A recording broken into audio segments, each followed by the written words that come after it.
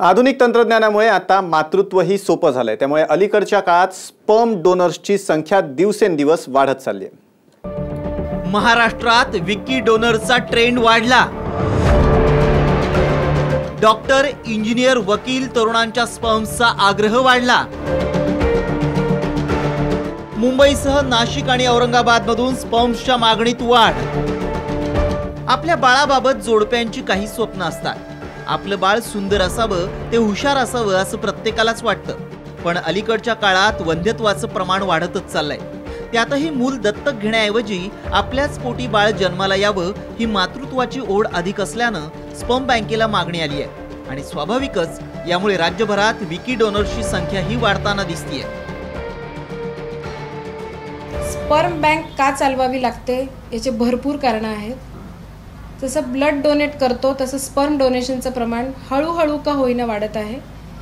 त्याचं कारण असं की इन्फर्टिलिटी ही झपाट्याने वाढत आहे।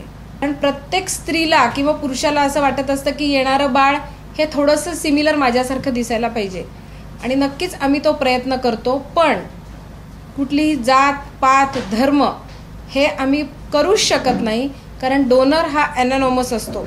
जसं ब्लड डोनेट करताना आपण कुठल्याही जातीपातीचा विचार करत नाही, तसंच स्पर्मचंही आहे। अर्थात असं असलं तरी कुणालाही सहजासहजी स्पर्म डोनेट करता येत नाही। त्यासाठी काही नियम आहेत। स्पर्म डोनरची संपूर्ण पार्श्वभूमी जाणून घेतली जाते।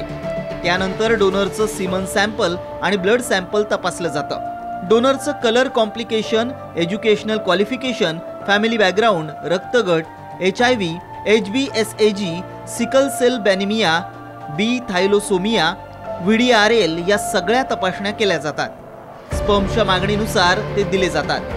ही सगळी माहिती गोपनीय ठेवली जाते। स्पर्म देणारी व्यक्ती आठवड्यातून 3 दिवसांनंतर स्पर्म डोनेट करू शकते।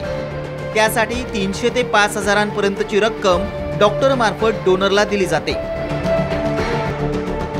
मुंबईसह नाशिक, औरंगाबाद सारख्या शहरातून अशा प्रकारची मागणी वाढतीये।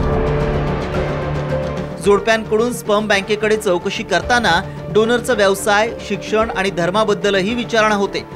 शिवाय त्यानं परदेशात शिक्षण घेतलं असेल किंवा तो उच्च शिक्षित असेल तर अशा डोनरच्या स्पर्मच्या मागणीतही वाढ झाली आहे। सुरुवातीला स्पर्म डोनेट करण्याचा उद्योग लपून छपून केला जात होता, पण विकी डोनरच्या प्रदर्शनानंतर हा उद्योग उघडपणे केला जातोय आणि यातल्या डोनरची संख्याही दिवसागणिक वाढत चालली आहे।